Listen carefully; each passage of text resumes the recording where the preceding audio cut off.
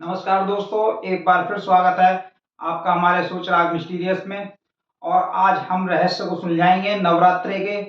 नवरात्रि जो है, ये जो पर्व मनाया जाता है भारतवर्ष में और विश्व के कोने कोने में मनाया जाता है। माँ दुर्गा आदि शक्ति की पूजा इसमें की जाती है और उनके विभिन्न रूपों की पूजा जो की जाती है।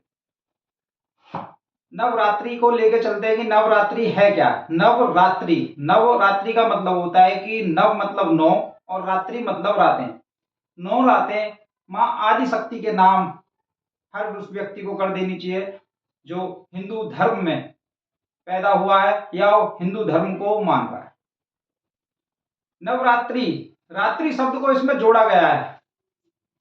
पर्व तो ये दिन का है, मगर रात्रि शब्द को इसमें जोड़ा गया है। रात्रि शब्द का मतलब ये होता है कि जिस प्रकार व्यक्ति सुबह उठता है, अपने दैनिक कार्यकलाप अपने जीवन के करता है, दिन को उपवास के द्वारा वो गुजारता है, अपने विभिन्न कार्यों में गुजारता है, सात्विक भोजन करता है, ये सब चीजें तो जुड़ी हुई हैं, व्रत रखता है।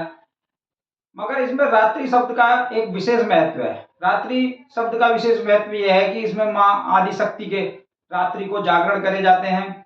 रात्रि को इसमें माँ शक्ति को प्रज्वलित करके उनका गुणगान किया जाता है, उनको याद किया जाता है, स्मरण किया जाता है और यहाँ तक कि उनकी तांत्रिक विद्याएं और मंत्रों को भलीभूति उनको अभिमंत्रित किया जाता है।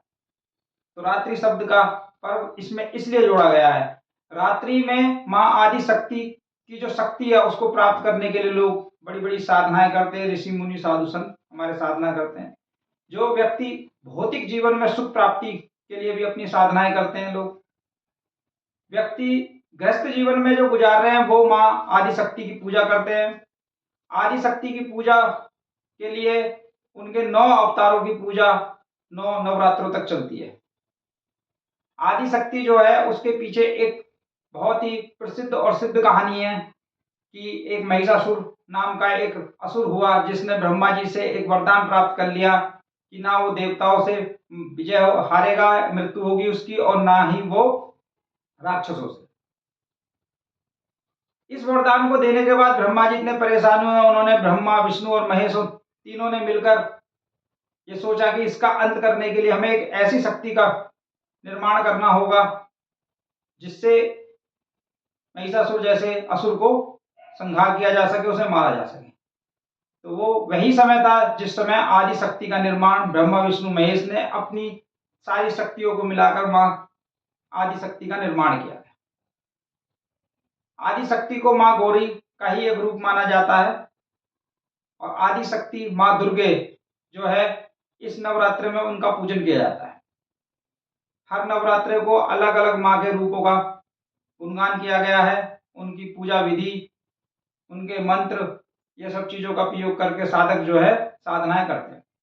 रात्रि का महत्व यही रहेगा कि रात्रि में माता का जागरण, उनका चिराग जलाकर उनके मंत्रों का अभिमंत्रित करना, ये रात्रि समय का काल होता है। इसमें तंत्र विद्या, मंत्र विद्या और सिद्धियां प्राप्त करने के लिए रात्रि शब्द को जोड़ा गया है। तो नवरात्रि इससे जुड़ा हुआ है। अब इसमें एक विशेष महत्व है, जो साधक उपवास करते हैं 9 दिन तक, उसमें अष्टमी और नवमी को एक पर्व मनाया जाता है, कन्या पूजन। कन्या जिमाना है, कंचना जिमाना भी कहा जाता है उसे। कंचना जिमाने का एक विशेष महत्व है कि ये माना जाता है कि माँ आदि शक्ति को बच्चों के रूप में देखा गया है और छोटी कन्या जिनकी आयु जो है 8 वर्ष से नीचे होनी चाहिए, 8 वर्ष से नीचे जो कन्याएं होती हैं उनको जमाया जाता है, उनको आदि शक्ति के रूप में मानकर उनको प्रतिष्ठित करके उनको भोजन ग्रहण कराया जाता है।